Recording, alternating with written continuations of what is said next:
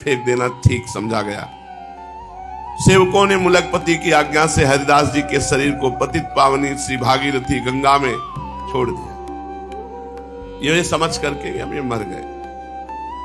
गंगा मैया के सुखद शीतल जल स्पर्श से हरिदास जी को चेतना हुई और वो प्रवाह में बहते बहते फुलिया के समीप घाट पर आ लगे। इनके दर्शन से लोगों की भीड़ लग गई, बड़ी प्रसन्नता हुई। सबने इनको निकाला। जीवित चेतना युक्त शरीर में औषधियां लगाई गई।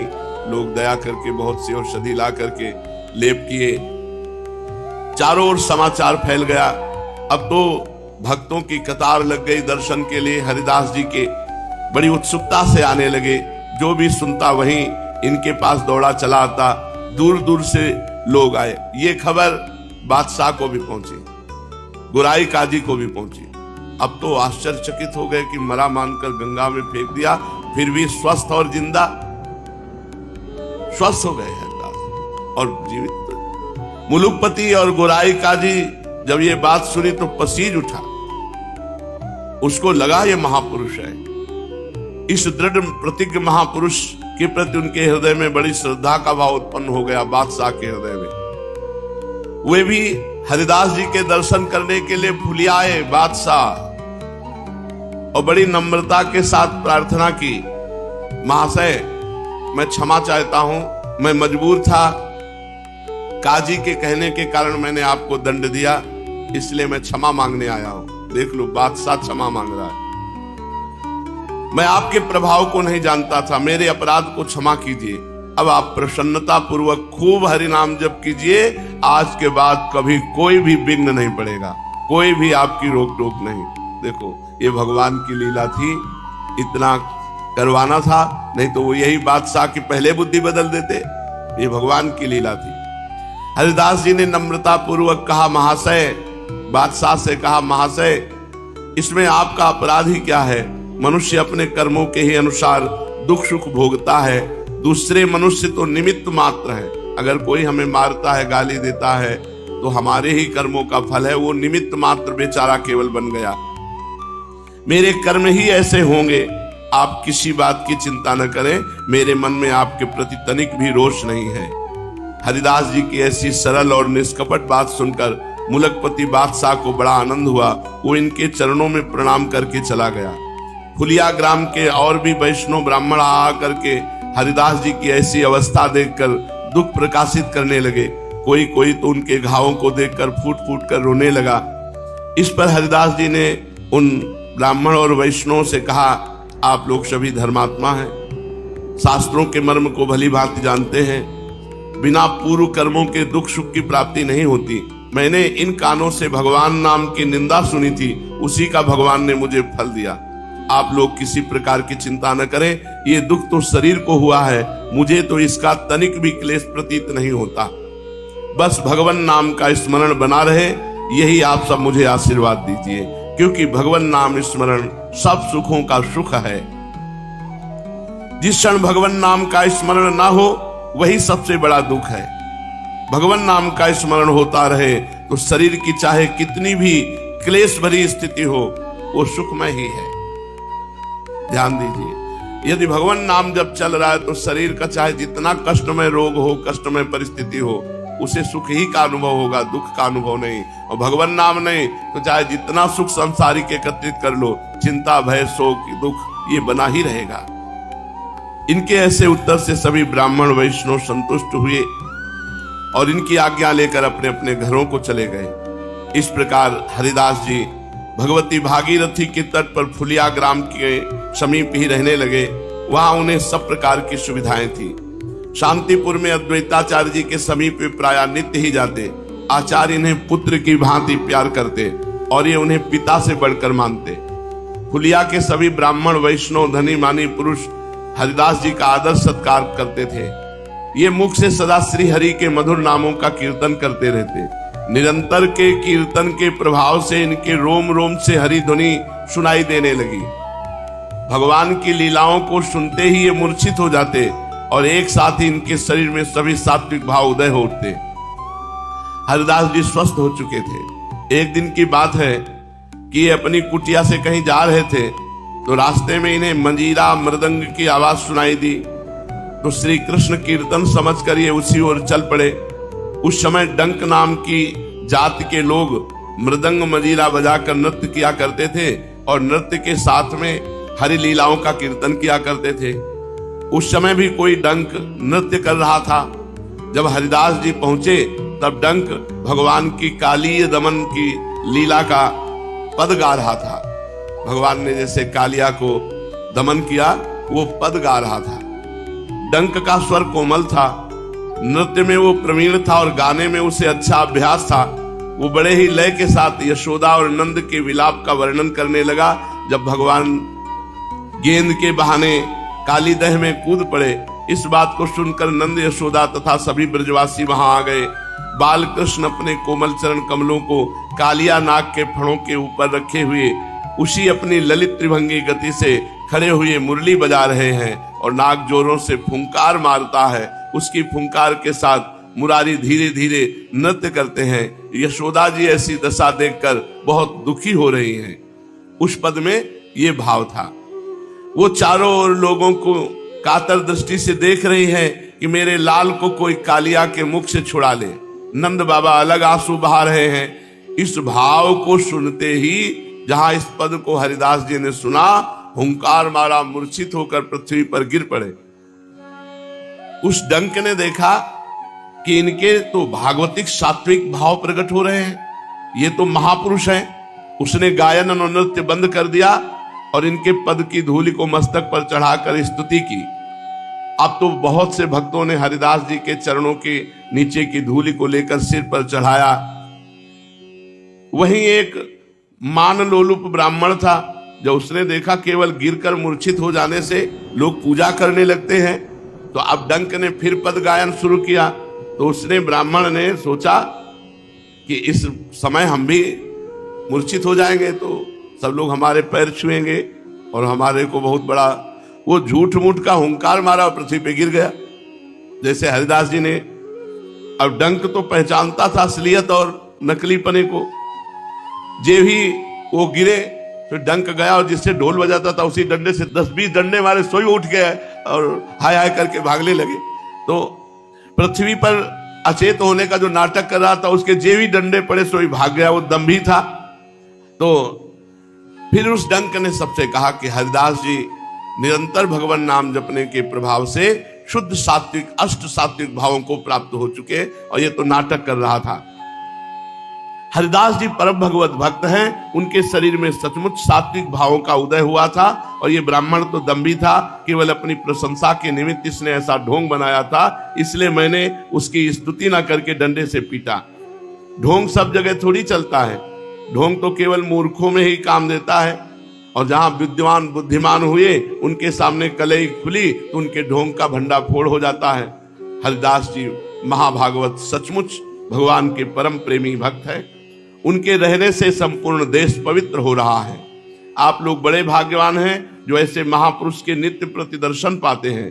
डंक की बात सुनकर सभी को परम प्रसन्नता हुई और वे सभी लोग हरिदास जी के भक्ति भाव की भूरी भूरी प्रशंसा करने लगे। वो ब्राह्मण तो इतना लज्जित हुआ कि लोगों को मुंह दिखाने में भी उससे लज्जा आने लगी। सचमुच बनावटी की दुर्दशा ही होती है। हरिदास जी की निष्ठा अलौकिक, उनका विचार मनुष्य बुद्धि के बाहर की बात है। शोक और मोह का कारण है प्राणियों में विभिन्न भावों का अध्यारोप। जब मनुष्य एक को तो अपना सुख देने वाला प्यारा सुहृद समझता है और दूसरे को दुख देने वाला शत्रु समझकर उससे द्वेष करने लगता है, तब उसके हृदय में शोक और मोह का उदय होना अवश्यंभावी है। जिस समय सभी प्राणियों में वो उसी एक अखंड सत्ता का अनुभव करने लगेगा, जब प्राणी मात्र को प्रभु का स्वरूप समझकर महान भाव से प्यार करने लगेगा, तब उस साधक के हृदय में न कभी मोह होगा न कभी शोक होगा। मोह शोक तभी होता है जब एक को अपना और एक दूसरे को पराया माना जाता है। साधक सदा प्रसन्न रहता है, भगवान नाम का स्मरण चिंतन करता रहता है। ऐसे संत का ना तो कोई संसार में मित्र होता है और न कोई शत्रु होता है। वो सभी को अपने प्रीतम की प्यारी अंश समझकर भगवान नाते से जीव मात्र की वंदना करता है और किसी को कभी न क्लेश पहुंचाता है और न कभी उसे स्वयं क्लेश पहुंचता है। उसके सामने आने पर विषधर सर्प भी अपना स्वभाव छोड़ देता है। भगवान नाम का बहुत महात्मा है। महात्मा हरिदास जी फुलिया के पास ही पुण्य सलीला गंगा जी के किनारे पर एक गुफा थी, उसी में रहते थे। हरिदास जी की ख्याति दूर दूर तक फैल गई। नित्य प्रतिमाह सैकड़ों आदमी इनके दर्शन करने के लिए गंगा स्नान के निमित्त इनके आश्रम के निकट आया करते थे। जो भी मनुष्य इनकी गुफा के समीप जाता उसके शरीर में एक खुजली होने लगती। लोगों को इसका कुछ भी कारण मालूम ना हो सका।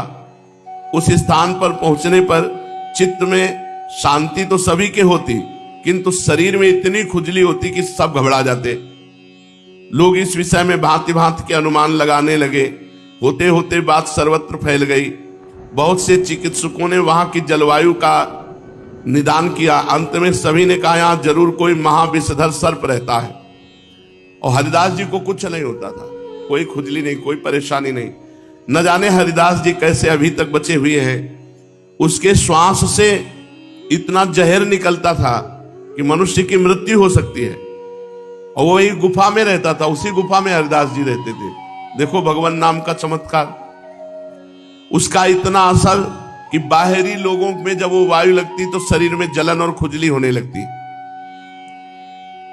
अगर वो कहीं फुंकार कर दे तो फिर बच ही नहीं सकता, काट ले तब तो सवाल ही नहीं। और हरिदास जी उसी गुफा में रहकर भजन करते। भजन का बड़ा अलौकिक प्रभाव होता है। लोगों ने हरिदास जी से प्रार्थना की कि शीघ्र ही इस स्थान को छोड़कर आप अन्यत्र रहने लगे, नहीं तो आपके प्राणों का भय है। चिकित्सकों के और लोगों की सम्मति सुनकर हरिदास जी से कहा जब आप छोड़ दीजिए दर्शनार्थियों ने, क्योंकि कोई ना कोई आएगा और कहीं कोई ऐसी घटना ना घट जाए, सबको कष्ट होता है। हरिदास जी ने सबके आग्रह करने पर उस स्थान को छोड़ना मंजूर कर लिया और उन लोगों को आश्वासन देते हुए कहा आप लोगों को मेरे कारण कष्ट हो ये मैं नहीं चाहता। यदि कल तक सर्प यहां से नहीं चला गया तो मैं कल शाम को ही स्थान का परित्याग कर दूंगा। कल या तो सर्प रहेगा यहां और या हम अब दोनों साथ साथ नहीं रह सकते। इनके ऐसे निश्चय को सुनकर लोगों को बड़ा भारी आनंद हुआ। सभी अपने अपने स्थानों को चले गए। दूसरे दिन बहुत से भक्त एकत्रित होकर हरिदास जी के समीप नाम कीर्तन कर रहे थे कि उसी समय देखा कि एक अंधेरे स्थान से बड़ा भयंकर सर्प सबके देखते देखते निकला। विचित्र रंग का, रंग बिरंगा विचित्र रंग का निकल करके और वो गंगा जी की ओर चला गया। उसके मस्तक में एक बड़ी मणि जटित थी जिससे प्रकाश भी हो रहा था। उसी का इतना तेज प्रकाश था। सभी भयंकर सर्प को देखकर आश्चर्य प्रकट किया। सर्प धीरे धीरे गंगा जी के किनारे किनारे बहुत दूर फिर जंगल में चला गया। उस दिन से आश्रम में आने वाले किसी भी दर्शनार्थी के शरीर में खुजली नहीं हुई। भक्तों को ऐसा अनुभव हुआ कि भक्त जो भगवान का नाम जप करते हैं तो भगवान शंकर की कृपा से उसे न विष का प्रभाव होता है और न किसी सर्प का प्रभाव होता है। और ये सर्प आदि तो संतों से मिलते रहते हैं। पक्का किसी भी संत के जीवन में जो भ्रमण करने वाले हैं इनसे तो मुलाकात होती ही रहती है। जंगलों में रहना, मंदिरों में रहना, खंडरों में रहना, तो ये वहीं होते मिलते रहते। कभी जीवन में नहीं, कभी जीवन में कोई भय नहीं रहा इन सर्पों से। हजारों बार मिले होंगे। यहाँ हितधाम में भी छाती से चढ़ के काला सर्प निकला तो हमने कहा कल से वह बाहर नहीं लेटेंगे, जमीन में लेटते थे। तो अंदर गए तो देखा आसन में बैठा है। तो हम कहा भगवान भजन करना है, आप भजन करोगे तो फिर कैसे आप लिख लो। तो ऐसे निकल के जैसे किसी आदमी से प्रार्थना करे, गेट से निकल के वैसे चले गए। बहुत भगवान की कृपा रहती। भगवान का भजन करने वालों को ऐसा नहीं कोई कि सांप बिच्छू सहज में काट ले या ऐसे कष्ट दे दे। इस प्रकार महात्मा हरिदास जी फुलिया में रहते हुए गंगा जी का सेवन करते हुए आचार्य अद्वैत के सत्संग का निरंतर आनंद लूटते रहे। अद्वैताचार्य ही इनके गुरु, पिता, आश्रयदाता और सर्वस्व थे। इनके ऊपर बड़ी भारी भक्ति महारानी की कृपा थी, ठाकुर हरिदास जी के ऊपर। अब देखो कितनी कृपा। वैश्या से परास्त नहीं हुए, वेद से परास्त नहीं हुए, सर्प से परास्त नहीं हुए, कोई भी विघ्न उनको गिरा नहीं सका। हर समय वही 3 लाख नाम, 3 लाख नाम बहुत होता है। और कोई धीरे धीरे नहीं, कुछ उच्च स्वर से कीर्तन करते हुए, ये भगवान नाम की महिमा।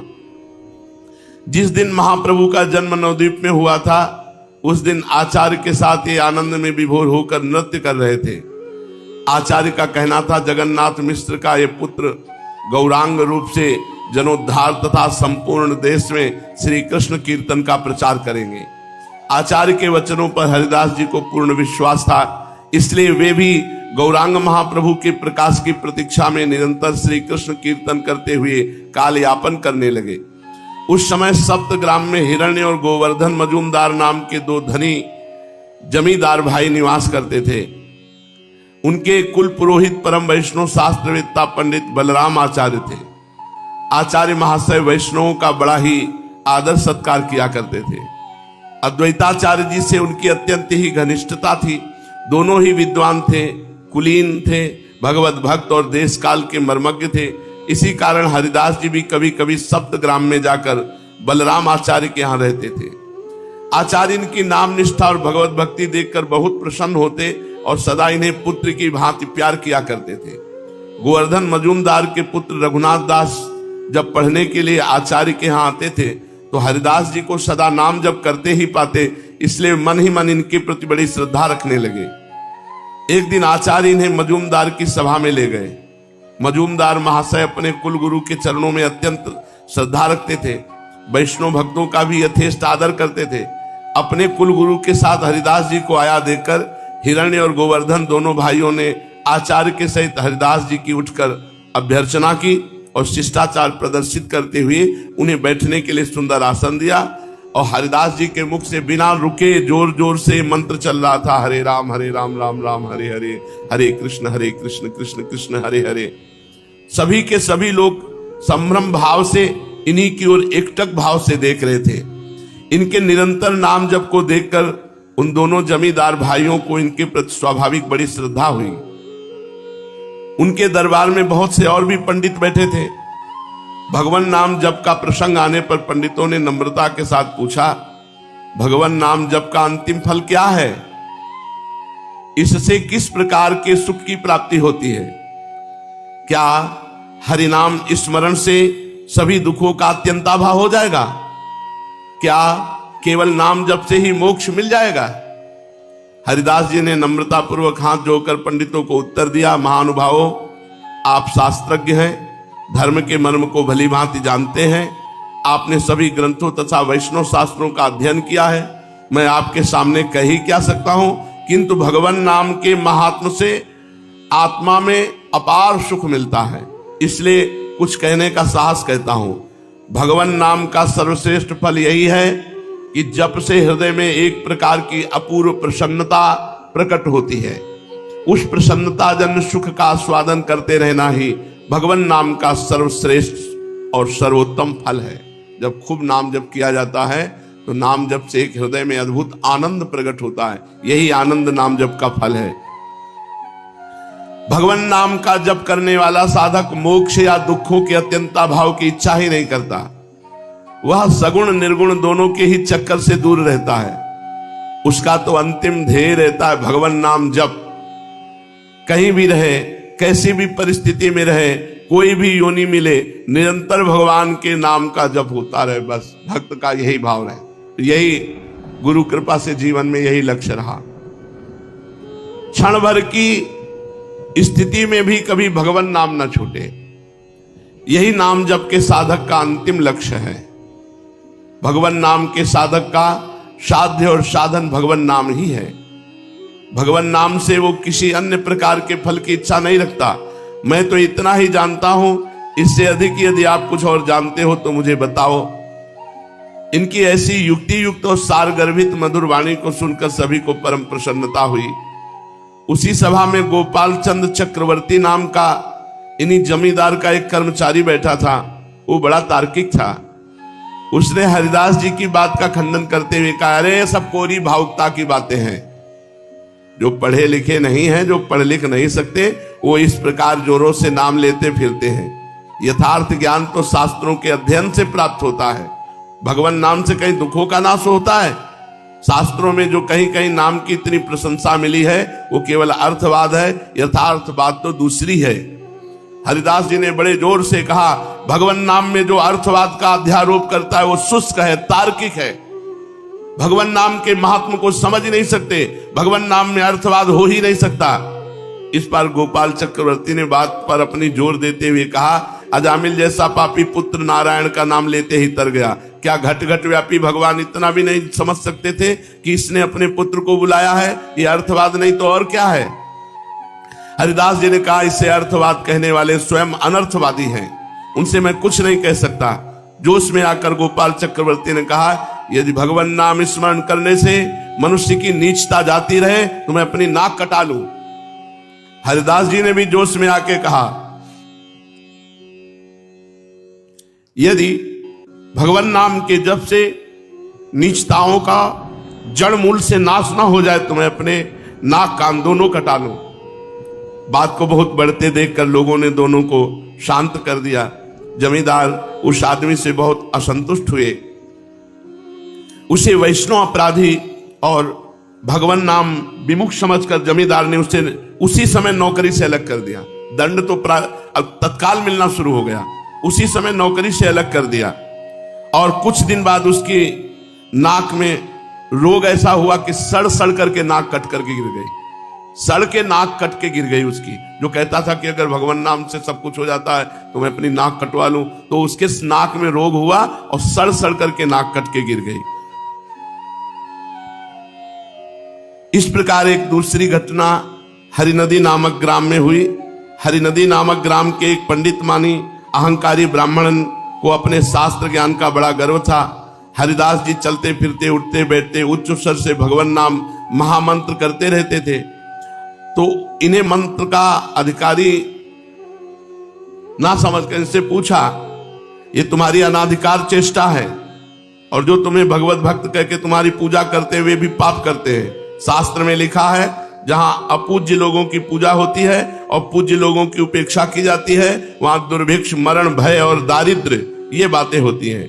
इसलिए तुम इस अशास्त्रीय कार्य को छोड़ दो, तुम्हारे ऐसे आचरणों से देश में दुर्भिक्ष पड़ जाएगा, उस ब्राह्मण ने कहा। हरिदास जी ने बड़ी नम्रता से कहा, विप्रवर में तो नीच पुरुष, भला शास्त्रों का मर्म क्या जानूं, किंतु आप जैसे विद्वानों के ही मुख से सुना है कि चाहे वेद शास्त्रों के अध्ययन का दुजातियों के अतिरिक्त किसी को अधिकार न हो, किंतु भगवान नाम तो किरात, ह्रोण, आंध्र, पुलिंद, पुलकस, आभीर, कंक, यवन तथा खस आदि जितनी भी पाप योनि और जंगली जातियां हैं, सभी को पावन भगवान नाम बनाने वाला है। भगवान नाम का अधिकार तो सभी को समान रूप से है। हरिदास जी के शास्त्र सम्मत उत्तर को सुनकर ब्राह्मण ने पूछा, खैर भगवान नाम का अधिकार सबको भले हो, किंतु मंत्र का जप इस प्रकार जोर जोर से करने से क्या लाभ? शास्त्रों में मानसिक, उपांशु और वाचिक ये 3 प्रकार के जप बताए हैं, जिनमें वाचिक जप से सहस्त्र गुणा उपांशु जप श्रेष्ठ है और उपांशु जप से लाख गुना मानसिक जप श्रेष्ठ है। तुम मन में जप करो, तुम्हारे इस जप को तो मानसिक, उपांश अथवा वाचिक किसी प्रकार का भी जप नहीं कह सकते। ये तो वैखरी जप है जो अत्यंत ही नीच बताया गया है। हरिदास जी ने उसी प्रकार नम्रता पूर्वक कहा, महाराज मैं स्वयं तो कुछ जानता नहीं, किंतु मैंने अपने गुरुदेव श्री अद्वैताचार्य जी के मुख से थोड़ा बहुत शास्त्र का रहस्य सुना है। आपने जो 3 प्रकार के जप बताए हैं और जिनमें मानसिक जप को सर्वश्रेष्ठता दी है, वो तो मंत्रों के जप के लिए है, जिनकी विधिवत गुरु के द्वारा दीक्षा लेकर शास्त्र की विधि के अनुसार केवल पवित्र अवस्था में ही सांगोपांग जप किया जाता है। ऐसे मंत्र गोप्य कहे जाते हैं, वे दूसरे के सामने प्रकट नहीं किए जाते, किंतु भगवान नाम के लिए तो शास्त्रों में कोई विधि नहीं है।